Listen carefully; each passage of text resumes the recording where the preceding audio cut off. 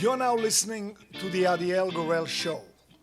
Each episode, I'll bring you the latest news from my discussions with top health and wellness experts so that you can bring yourself into better health. Today, on the Adiel Gorel Show. Qi flows freely and you feel healthy, but if it's blocked, then the needles help, unblock the flow of that energy. Hi there. Thank you very much for being with us today. I think this is going to be an exciting banter session about a great interview. Chad, it's always a pleasure to see you. Always a pleasure. I love bantering with you, Adiel, and I'm really excited about today's conversation. Why don't you kick it off? Let's talk about Erlene Chiang.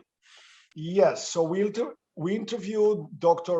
Erlene Chiang. She is quite amazing. She was actually born into a family that were steeped very deeply in traditional Chinese medicine. Her great-grandfather, she knew she wanted to do, acupunctures since she was a little girl. She told us she used to practice on dolls, not voodoo dolls now, at 5. And so she's been doing it her whole life. She has gained, a lot of accolades as the best, acupuncture person in the San Francisco Bay Area, the best, herbalist.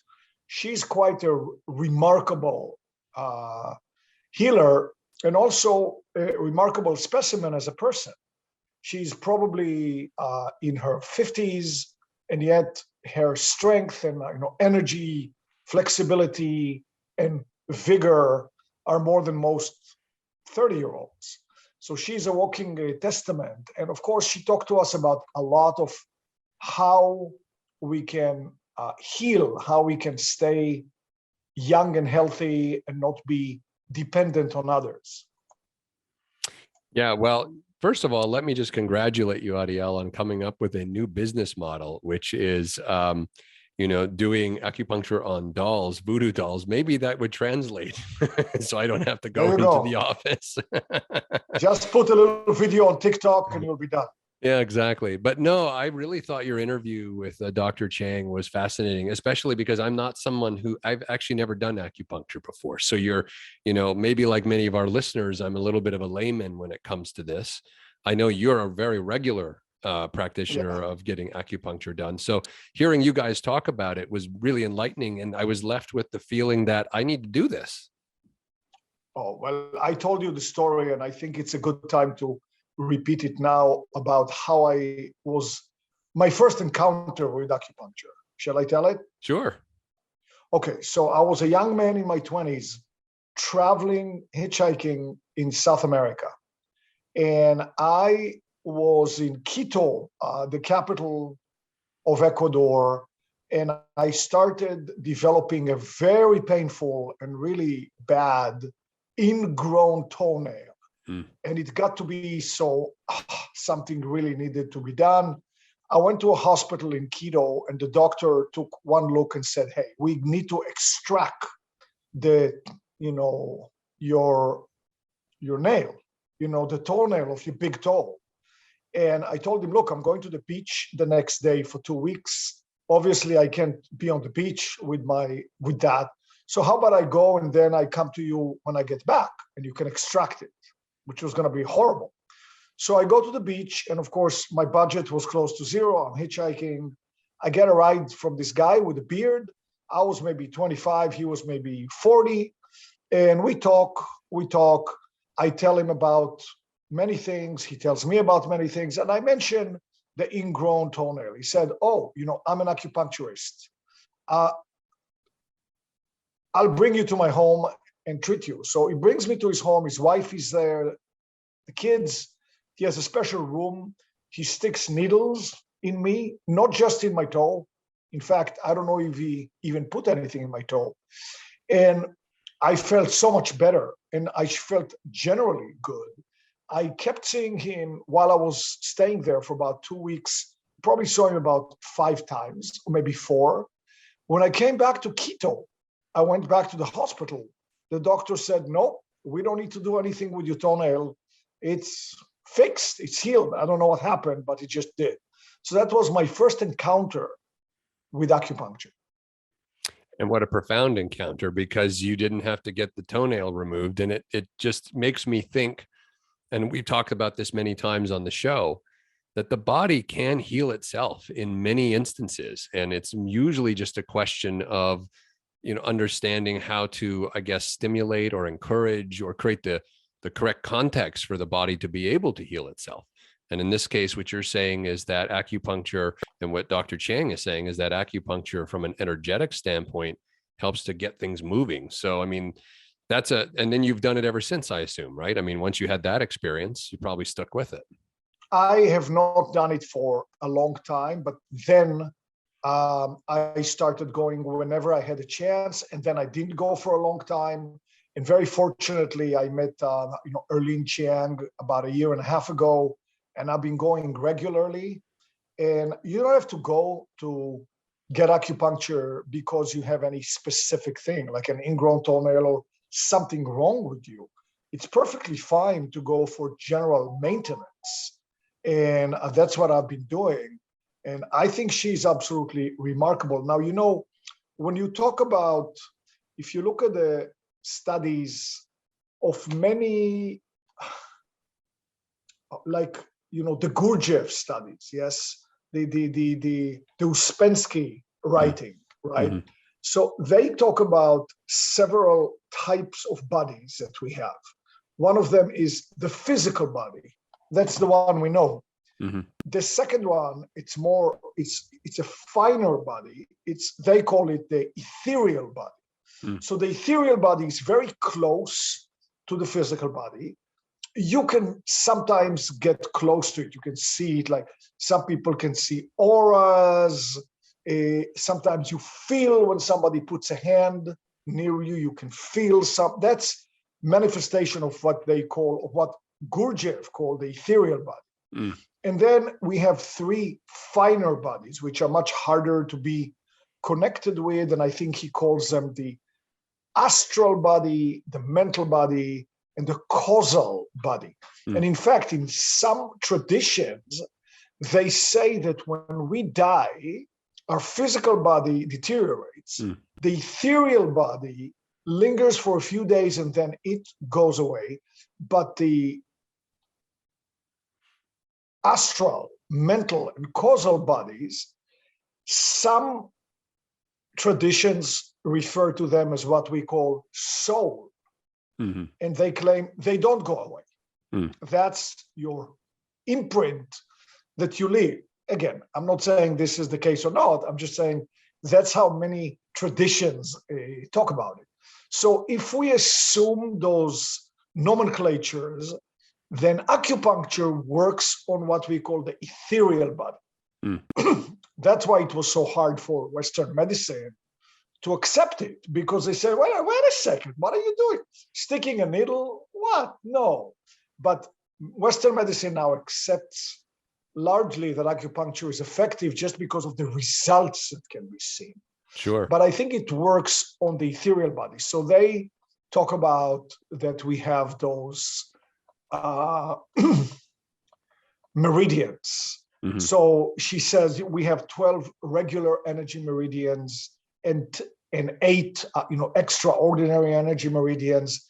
Each of the energy pathway is connected to an organ, the liver, mm-hmm. the kidneys, stuff like that. And she says when we don't heal, it's because the energy doesn't flow freely in those meridians. Mm. It is blocked. So when she does the acupuncture, she helps unblock those pathways. So a couple thoughts that come to mind, and we've talked about this on some different shows. Just from a pure physics standpoint, we've talked about how, all of matter is energy. Everything is energy, and energy is vibrating at different rates, different levels of hertz. I guess you could measure it that way. Theoretically, if I could put myself in a particle accelerator and speed myself up to the speed of light, I would dissolve into light beams. As we recently No, interviewed someone. don't try that at home. Yeah, no, but don't try that at home. But I guess the idea here is that if, acupuncture is basically, has the ability to kind of manipulate and move energy, it's not that far-fetched of an idea, because physics tells us everything is energy, and energy cannot be destroyed. It can only change form. We know that.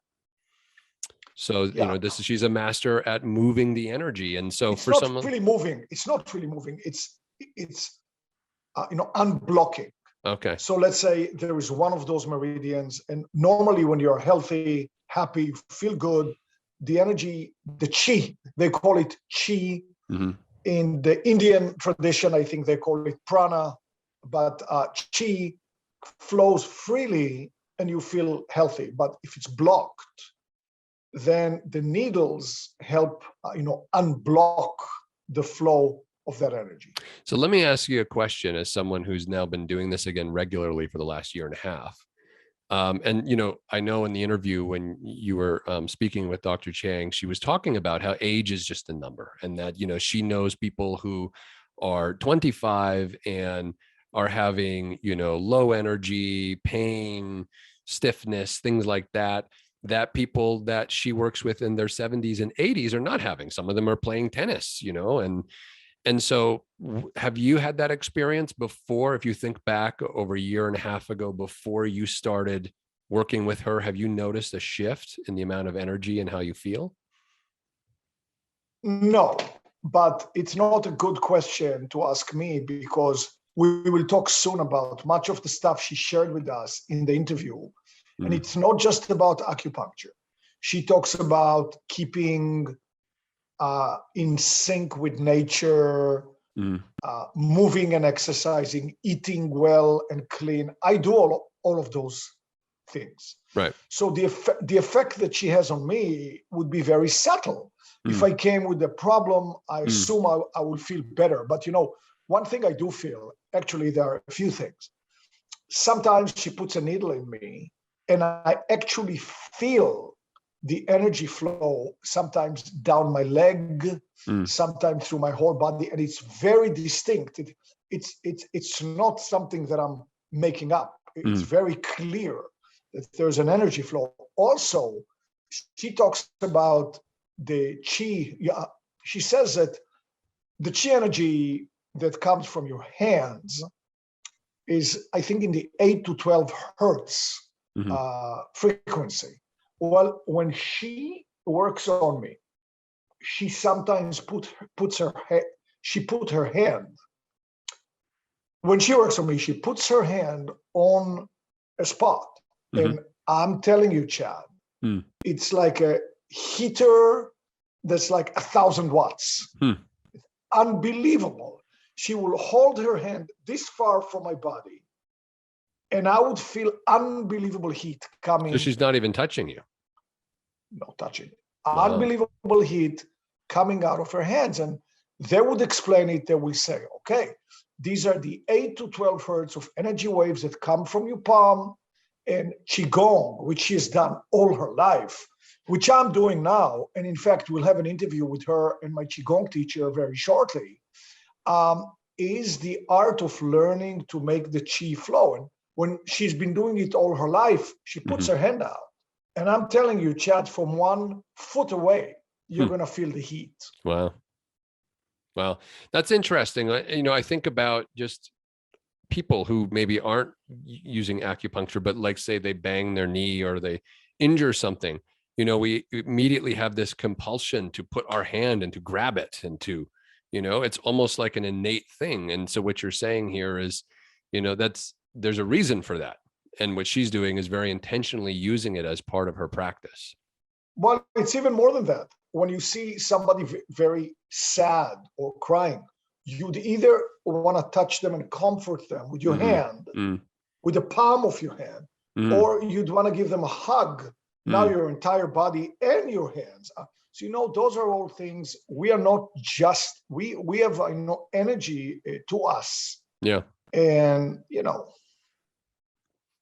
Yeah, I thought it was really interesting in the interview where she and we've heard this in some other, interviews that we've done, like she mentioned, for example, forest bathing. And we interviewed an expert who actually wrote the book on forest bathing. And she brought it up and she said, and she brought it up in the context of getting reconnected to nature and the importance of being in and around nature, understanding our own nature, understanding that we're part of nature. And she spent quite a bit of time talking with you about, the difference between yin and yang, the different energies, and how, when it's winter or when it's fall or when it's nighttime, we're supposed to be resting. And then when it's daytime or spring or summer, that's when we have more energy. And I guess her whole point was, human beings, I guess the last 100 or so years, it's almost like we've tried to dominate and extricate ourselves from nature or pretend that we're not a part of it. And this is having detrimental effects on our health because we're not separate from it. We need to commune with it. We need to integrate ourselves with it. And I know you do that a lot with your hikes and things. Well, it goes well with some of the interview that we have on this show. For example, we interviewed, Ari Huiten and Rudy Nassif about our light, intake. Mm-hmm. And that she's really talking about the same thing. It's all connected. She says, we ideally should follow Mother Nature. Mm-hmm. When the sun is up, we wake up, we become active. When it sets, we slow down, we rest, we go to sleep. If you go against nature, you are not going to feel as well as you could. So she says, yin is life regeneration. So stillness, quietness, it's the evening, the fall, the winter, dryness. So this is where your body repairs inflammation. Mm-hmm. And yang is life force. It's daytime, spring, summer, water, life. So that's when you are active. You need to have a balance, between yin and yang. You need to sleep at night, rest in the evening. The Rudy Nassif glasses make it so that you see the frequencies of light that we are used to seeing in nature. Mm-hmm. The sunset, maybe a little ember from the fire. We were not made to look at a computer screen at midnight. Yeah. Mm-hmm. Mm-hmm. So, all of those, she really says very much the same things, and as many other interviews that we had. Yeah, no, it's fun when we hear from so many different experts and we start to see these patterns, in terms of the advice that they're giving and the expertise that they're bringing to the table. There were 3 things she said, and there's probably more, but she tried to summarize some of her thinking in terms of how to follow nature. And number 1, she was saying to keep the body flexible and, eliminate rigidity and heaviness. And she says, it's a natural part of the aging process that we'll get stiff. And so if you want to maintain your youth and vitality, you need to maintain that flexibility. And what I thought was most interesting, because people don't generally think about it, is this even pertains to the skin. She said, don't let your skin get dry and rigid. She said, keep it moist. She even went on to say that when it's hot outside, you should actually, not only hydrate, but wear long sleeves to keep the moisture in. Some of this is sort of counterintuitive to how people generally live. When it's hot, we tend to want to take our shirt off, and there's good things for that too. Actually, not really. No, not so, because when you look at the tribes in the deserts of Northern Africa and the Middle East, the Bedouins who are, when the heat is 110, 120, they always wear long clothes. Everything is covered. Yeah, I know they do, but in the United States, we tend not to do that. Right. And there's something to be said, as you've pointed out before as well. It's a bit of a balance, wouldn't you say? Because it's important to get vitamin D on your skin as well. Yeah, balance, of course. Yeah. But she says, look, there is an unavoidable, aging process. We will die at some point, but we can improve a great deal and make it happen slower, and also keep us younger as we get older. So that we can do. We can't avoid, the aging process. You're not going to be an, NBA star in your 60s. Not going to happen. But you can maintain so she talks about, she's seen young people, even at 25, who look at the blue light all day and all night. Mm. And sometimes their eyes are worse than people who are in their 70s. Yeah, and that's especially an issue for, younger generations these days because they've grown up with screens in front of their face. And, how to get them to understand that they have to balance that amount of time with being out in nature is important. She also talked about training your heart and lungs and making sure that you are actively exercising to maintain, your metabolic system, to keep your metabolism high. Because one thing I thought was interesting was when she said that when our metabolism starts to slow down, that is the beginning of the aging process. So the more that you can maintain that high metabolism, the more you're maintaining your youth and vitality. Actually, my own experience has been men, or at least me, or at least I as a man, have a tendency to really like being strong, lifting weights. I have a gym here, but I can easily get to a place where I don't pay any attention to stretching or flexibility at all. I have a little yoga practice, but I noticed I was getting very stiff. So now for a few months, I've been taking Pilates by Zoom, focusing only on flexibility. I got to be very flexible for me. I mean, I have female friends who are still more flexible than me by far, but hey, I can stand now with my straight legs and touch the floor with my full palm. I couldn't do that even. I barely could touch just with, the tip of my finger. And it makes me feel different. Luckily, I got to a point where it feels so good. I'm on the verge of it becoming addictive. In other words, if I go a day without the stretching stuff, I feel like something is missing. That's where I want to be. I want to feel like I want to do it on a daily basis. Doesn't take a lot of time, between 5 and 10 minutes. I've been doing qigong with one of the teachers from, Erlene Chiang's school. And we will do an interview about qigong specifically very shortly. Should be a lot of fun. She also talks not just about the body being flexible, but the mind. So again, meditation, walking meditation, any type of thing, being with friends, all these things, mental health and flexibility are just as important, she says, as the body flexibility. Yeah, absolutely. And just to emphasize how important that is, I regularly, do strength training and working out, and I really love it. And I've gotten to that point where it is almost feels like if I'm not doing it, something's missing from my day. However, because like you, I wasn't paying attention to the flexibility. So I injured myself about 3 weeks ago, my forearm. And I haven't been able to go to the gym regularly because it's just, I think I tore a tendon or something like that. It's just too painful. So now I'm relearning, because it's happened before the hard way, of how important the flexibility really is, especially if you're going to be a very active person as you get older, because you get injured and then it can take you out for a month. You can't do anything. And, I think on a more subtle level, I can't prove it, but I'll just say that there is a link between your physical body's flexibility and your flexibility as a person. I can't prove it, but I think there would be some connection. Sure. So, I mean, she talks about the meridians that we have in our body.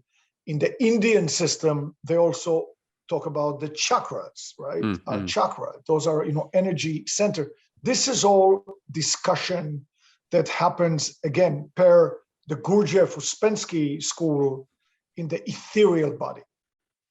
And just because I haven't spent a lot of time looking at this, are those two things correlated or parallel? Like in the Indian tradition, the chakras, are they the same things as we're talking about in Chinese medicine? Is it basically the same, the energy? Well, maybe the mapping is different. Maybe they pay more attention on these 7 centers, and the Chinese go with the meridians, but they are describing the same thing. I mean, of course, we are just human. I mean, it's not like you have Indian people who have a different body than the Chinese people. We all have the same body. Yeah.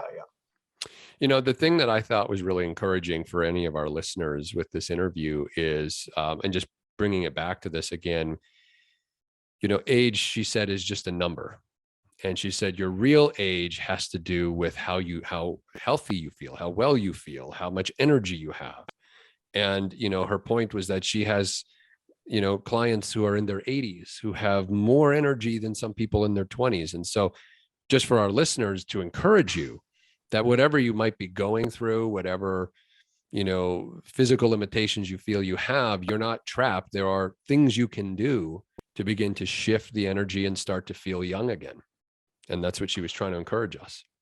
And hopefully our podcast can bring some little tips and stuff to do that we can do on a daily basis, or we can maybe, but I think that to try to get acupuncture may not be a bad idea, just to try and see what you feel like. Mm-hmm.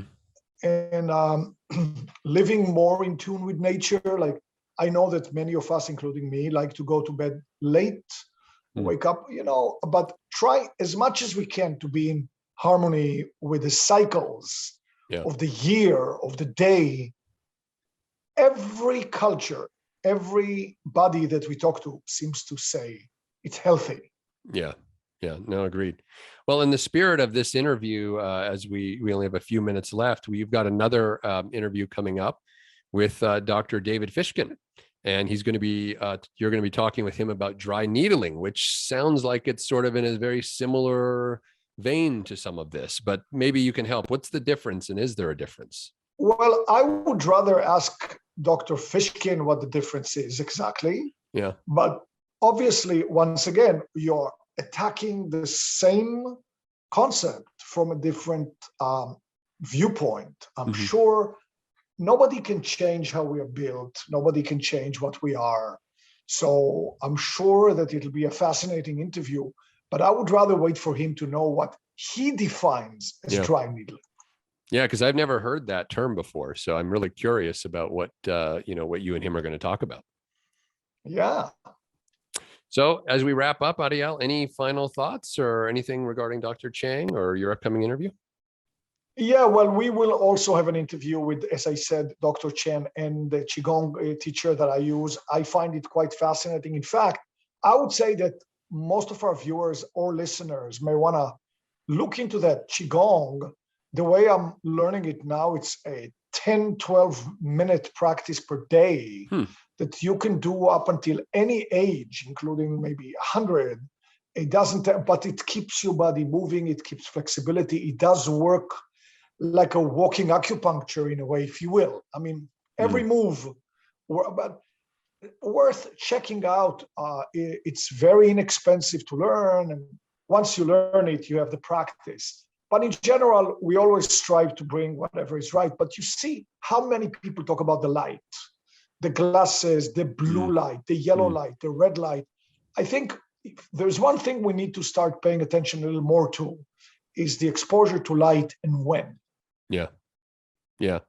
Well, Adiel, one thing I also just want to point out before we break out is, and you've said it a couple of times on this episode, I mean, you're doing things, whether it's the Pilates or it's the qigong, and you're not spending hours doing it. You're doing it 10, 15 minutes. So, I mean, this is very accessible for people. They don't have to give up their whole day to start to improve their health. All right, everyone. With that, thank you so much for tuning into this episode. Join Adiel for the next interview with Dr. David Fishkin, where they're going to be learning all about dry needling. And until then, Adiel, any final thoughts? Yeah, thank you very much. And thank you, Chad. It's always a pleasure. All right. We'll see you next time. Thanks for tuning in, everyone. And don't forget to go to adielgorel.com for any of this information, and to subscribe to our video podcast on YouTube, the Adiel Gorel Show. And you can also find us on Spotify and on iTunes and all of the other podcast platforms. We'll talk to you next time. Bye-bye. Bye-bye. Thanks for joining me today. Click the subscribe button for more video. Got a question or comment? I love questions and comments. Leave yours below. And here's another video you've got to see.